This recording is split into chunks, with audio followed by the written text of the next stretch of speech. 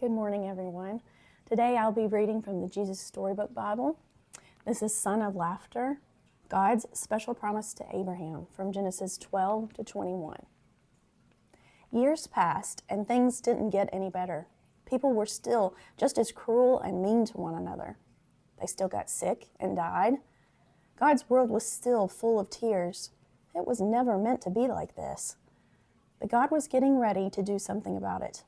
He was going to make all the wrong things right, and he was going to do it through a family. Abraham, God said, how many stars are there? God was about to tell his friend a wonderful secret. Let me see, Abraham said, rolling up his sleeves. But have you ever tried counting stars? Then you know how hard it is. 993, 994, 997. No, wait. 1, 2. Of course, he kept losing count. Too many, he said. Guess what? God laughed. I will give you so many children and grandchildren and great-grandchildren, you won't be able to count them either. Abraham couldn't help giggling at such a wonderful idea, but he stopped himself. How could he have a family? Don't be silly. He didn't have any children, let alone grandchildren. He wiped away a tear. Anyway, it was far too late for him to start having babies at his age. He was 99 years old. What could God mean? Abraham, God said, believe me. And then God told Abraham his secret rescue plan.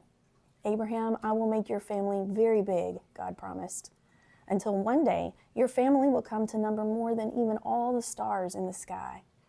Abraham looked up at the dark night sky, thick with stars. You'll be my special family, my people, and through you, everyone on earth will be blessed. It was an incredible promise. God was going to rescue the world through Abraham's family. One of his great-great-great-grandchildren would be the child, the promised one, the rescuer. But it's too wonderful, Abraham said. How can it be true? Is anything too good to be true? God asked. Is anything too wonderful for me? So Abraham trusted what God said more than what his eyes could see, and he believed. Now, when Sarah heard God's promise, she just laughed to herself. But it wasn't a happy laugh. It had tears in it. She'd always wanted a baby. Could her dream come true? Could she really have a baby when she was 90 years old? No, of course not. Don't be silly. It was far too late. Sarah didn't believe God could do what he promised. She had forgotten that when God says something, it's as good as done. Of course, it was as easy for God to give her a baby son as it was for him to make all the stars in the sky. Sure enough, 9 months later, just as God had promised, Sarah gave birth to a baby boy. They named him Isaac, which means son of laughter. And Sarah laughed, but this time it was a glorious, happy laugh. Her dream had come true. God would do as he promised. He would always look after Abraham's family, his special people.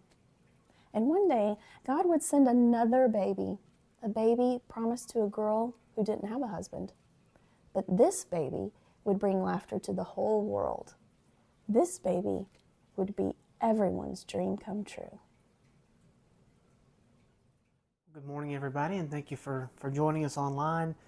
Before we even get into the lesson for today, let me first say I apologize for any confusion regarding our service today. I know we put out a statement that we would try to have in-person services, but then we retracted that because just the more we looked at the temperatures and the condition of the parking lot, it just wasn't a real safe thing to be asking folks to come out. So we decided to opt for better safe than sorry and go this route.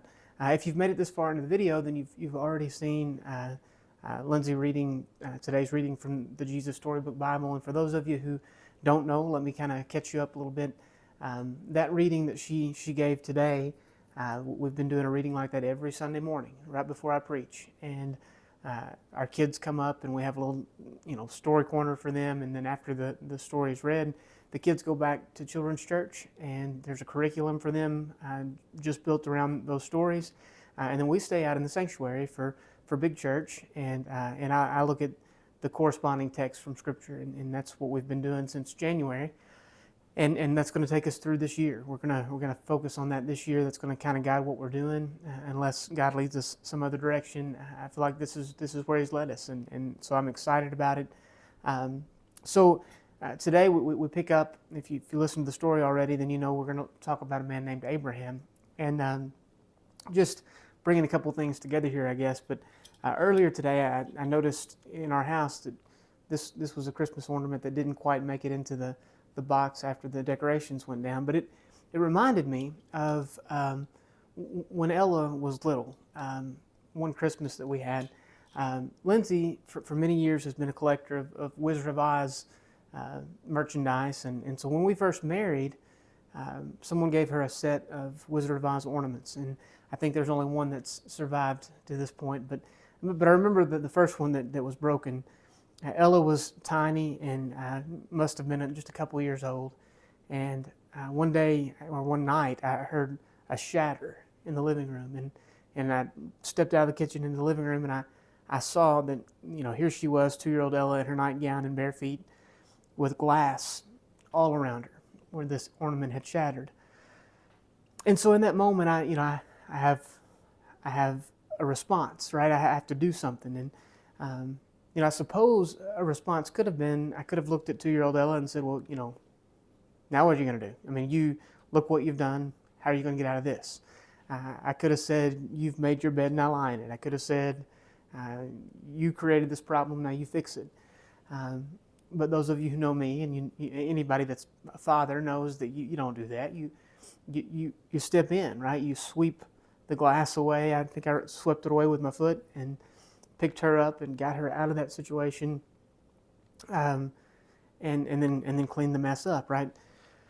Well, there's a connection here to the story we're looking at today. In a similar way, that Ella had that broken glass all around her, everything shattered around her. In a similar way, mankind had made such a mess of what God had given them. Had given us, right? That something needed to be done. I mean, we could go all the way back to Genesis 3. Adam and Eve kind of started the ball rolling when they, when they rebelled against God, when they wanted to be like God. They wanted to make a name for themselves rather than for God. Then next generation, it continues with Cain and Abel. Cain kills Abel and builds a society around just this mindset and this worldview that it was all about Cain, and that took us all the way through to Noah. And we've talked about, the flood. God saw Noah through the flood and his family, and was going to start over and gave them the same directive that He gave Adam and Eve. I want you to be fruitful and multiply and go out into the world. And they were fruitful and they multiplied, but they didn't want to go out in the world. They wanted to build a community, wanted to build a city. And nothing wrong with building a society, but they didn't build it around God or the things of God. They built it around themselves. And the result was what we talked about last week, the Tower of Babel. And so in that story, if you're with us last week or if you read it for yourself, at the end of that story, God seemingly sort of cuts ties with all humanity. He says, okay, kind of like in my silly example, you've made your mess, right? Now you deal with it. If this was what you choose, you want to do life without me, you want to, build a society without me, I'm going to turn you over to yourselves and let you do what you want to do. And it was terrible. I mean, you go back and read some. There are times in the Old Testament when they return to this, and I mean, it was a time of no law, no civil society. If you wanted something, you took it. It was survival of the fittest. It was survival of the richest. It was, slavery and kidnapping were commonplace. It was an ugly, ugly world to live in that God had sort of divorced Himself from. Said, I'm not gonna be a part of it. But then into that world, God decided he has to either let it all spin out of control, or He can wade out into the mess. He can sweep the broken pieces away and do something about the situation. And that's what He decided to do. It was around 1876 BC. God intervened. He interrupted humanity, this humanity that He turned over to themselves. And He does so through one man, a man named Abram. And in doing so, He established what would one day be eventually Christianity.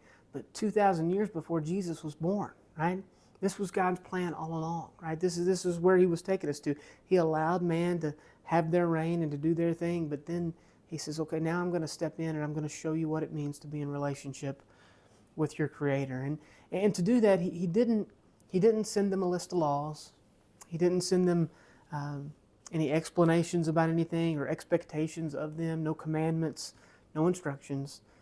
Instead, God revealed himself to one man on his own terms in an individual way and introduced himself in a way that was contrary to all of the other pagan ideas about God. And he chose Abraham. Abraham was just a pagan man. I mean, that's who he was. He was just like the rest of the world around him. And he was a flawed man.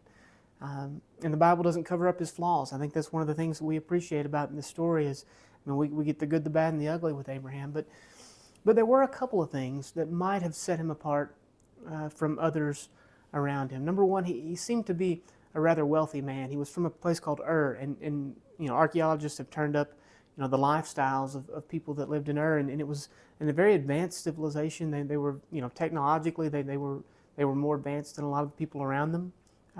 He seems to have been a wealthy man who only became wealthier over time, and so that may have made him stand apart a little bit from a lot of his peers. But the thing that probably made him stand out the most, and was one of the most painful things for him, is that the first time God speaks to him is in his 70s, and he has no children. So all this wealth that he has no next generation to pass it on to, and this would have been an embarrassment to him and his wife Sarah. The people around them were having families and grandchildren, and here they haven't been able to have any. And no doubt they had done all the pagan things and the rituals and all, and tried to make this happen, and they were unable to do that. But then in Genesis chapter 12, God steps in. I'm going to read to you a few verses today, but Genesis chapter 12 is where we're going to begin. In Genesis 12:1, the Lord said to Abram, "Go out from your land, your relatives, and your father's house, to the land that I will show you." In other words, God says to Abraham, "I want you to abandon everything. I want you to abandon your traditions." And I think initially Abraham would take his father with him and some other family, but he would eventually leave them behind because God said, "I want you to separate yourself from them." God had separated himself from humanity in a sense, and now he's asking Abraham to do the same. And then he makes some interesting promises to Abraham. In verse 2, he says, "I will make you into a great nation." Now, just as a side note, Israel says they are that nation. Now, Islam also claims that they are that great nation, but Israel, well, it's a conversation we may have on Wednesday night, but we go into more detail. But Ishmael was also Abraham's son, but he was not the son of promise. He was the son of flesh. I mean, he was not the one that God had promised. It was a different son that we'll talk about next week. But Abraham is promised. God says, "I will make you into a great nation," and certainly a nation did come from Abraham. Now, again, God was about to address a big problem. And that was the truly great thing that the nation of Israel was going to do. It was going to address this great problem that all mankind had that started with Adam and Eve. But God's going to do it. He's going to start it through one man. And from that, there will come a nation. And through that nation, God says, "I'm going to make a difference." He goes on and says, "I will bless you. I will make your name great." And I always pause at this verse and just ask him, who else do you know? What other names do you know of people from 4,000 years ago? Kings of nations came and went, and we read about them in Genesis, but you don't remember any of them. You do remember Abraham. God said, "I will make your name great, and you will be a blessing. I will bless those who bless you. I will curse those who treat you with contempt, and all the peoples on earth will be blessed through you." God says, "I'm going to do something that it is for everyone. But Abraham, I'm going to begin with you." And I don't want this to be just religion. There's religion all over the place, right? They'd all had their own gods and religions, and God says, "I don't want that for you. I don't want this to be a great mystery. I don't want this either to just be a category. I don't want to be a category in your life. I want to be more than that. I want this to be personal. And so, Abraham, I'm going to start with a conversation with a person, you, Abraham. Now, why Abraham? Well, not because Abraham had done anything right. Abraham didn't even know right from wrong. I mean, to some degree, I'm sure he did, but there were no laws. There were no expectations. There was just a conversation between God and Abraham. But there was a problem. And again, the first time that God speaks to Abraham here, he's in his 70s. But Abraham is in his 70s without any children, and he's getting older. And if he dies, he does have a servant named Eleazar that is going to get everything that belongs to Abraham, but because he doesn't have a son to pass it on to.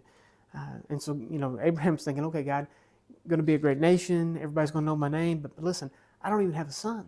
I don't even have anyone to pass anything on to. How's a great nation going to come from this? Well, then in Genesis 15, and then by this time, Abraham's in his 90s. In Genesis 15, verse 4, now the word of the Lord came to him, this one will not be your heir, referring to Eleazar. Instead, one who comes from your own body will be your heir. Don't worry, Abraham, you will have a flesh and blood descendant. In verse 5, he took him outside and said, look at the sky and count the stars, if you are able to count them.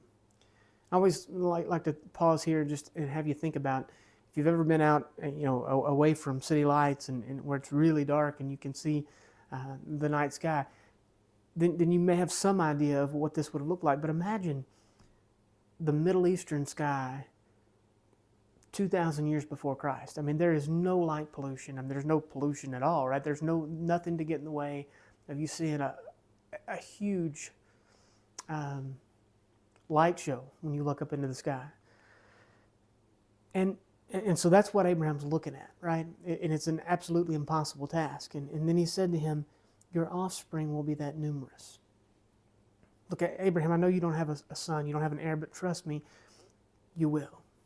And you will become a great nation, and more people are going to come from you than you could even begin to count. And then the writer of Genesis gives us something that is so personal and it's so easy to just overlook. But it's amazing that this simple personal statement has survived 4,000 years. And it's a statement that has profound implications for all of us, because this next statement is where God, for the first time in recorded history, states the nature of the relationship that he intends to have between himself and mankind. This is what God intends and intended from the beginning, right? For a relationship between himself and mankind. And it's as if someone, had asked the question whether or not is it possible for me to have a right standing with God, a relationship with God. Now, I will say that this is the point in the story where people take different positions. I mean, Israel totally missed this, they missed the whole point, I think. Islam, which wouldn't happen for another 2,600 years, 2,600 years, but they wouldn't even exist, but they would take this story and run in a different direction at this point as well. And even Christians sometimes, I'm afraid, we want to add to this element of the story because it seems too good to be true. But again, hundreds of years before the Ten Commandments, before the law, 2,000 years before Jesus even showed up on the planet, verse 6, Abram believed the Lord, and he credited it to him as righteousness. In other words, how do I have a right standing with God? How did Abram have a right standing with God? He believed the Lord. And then he was given as a gift a right standing. See, the whole point of this story is that in order for the relationship between man and God to be what it ought to be, then what was broken had to be fixed. What was broken? Well, go all the way back to Adam and Eve, and what was broken was that Adam and Eve decided not to trust God. God says, if we're going to have a relationship with one another, you have to trust me.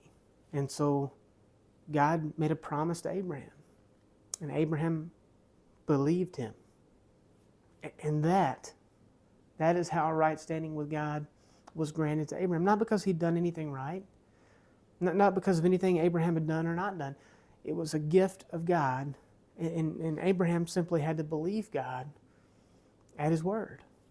And the truth is that, 4,000 years ago, when this started, but ever since then, every man, woman, boy, and girl who've ever had a right standing with God, it's not because they earned it. It's because they believed God, and God gave them as a gift a right standing with Himself. Now, in Abraham's case, what he believed was that God was going to send, eventually, with more details here, we're going to find out Abraham was being told there's going to be a Messiah that's going to come through you. He's going to bless the whole world. Abraham was on the front side of that, and he was believing that God was going to do what God said He was going to do. That was where he had to put his trust in God, right? And then God gave him a right standing as a result. We're on the back side of that, right? The Messiah has already come. And so we put our trust in the Messiah who already came. It's the same process of trusting God and believing God, but we believe God through the work of Christ, what He's done for us, that we can have a right standing with God based on our belief that Jesus is the unique Son of God, that He came and took punishment for our sin, that He was buried, that He rose 3 days later, that He could to show that He had power over death and sin, and then we put our faith in Him, and that's how we get a right standing with God. This is something that calls for much deeper conversation, and one that I really don't want to do over a computer screen. If you have questions about what it means to have a right standing with God, and questions about what it means to have faith or what Jesus has done for us, then I would love nothing more than to have that conversation with you. Hopefully we'll be back in person, and that'll be a little easier. But between now and then, I can get out of my driveway. So if you have questions and would like to meet me somewhere, I'll be glad to have that conversation with you anywhere, anytime, if you'll just let me know. Again, thank you for joining us today. We're going to continue with Abraham's story next week, and we're going to introduce his son to everybody and the role that he plays. Thank you for tuning in. We look forward to seeing you as soon as we're able to. But until next time, again, thanks for watching.